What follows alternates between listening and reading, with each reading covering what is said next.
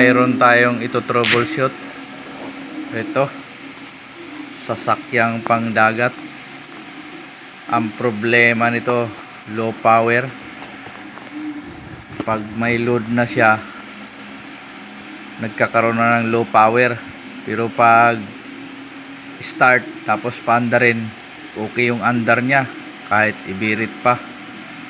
Yun lang, pag magka load na, pag engage na patakbuhin, naglo-low power na siya. Check natin kung anong mga dahilan.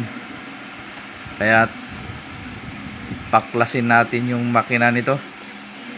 Check natin lahat, yung kanyang fuel line, kung anong problema. Dito tayo sa kanyang injector, binaklas na natin. Ito yung kanyang injector. Ang bawat makina nito ay 6 ang injector. Observe lang natin dito.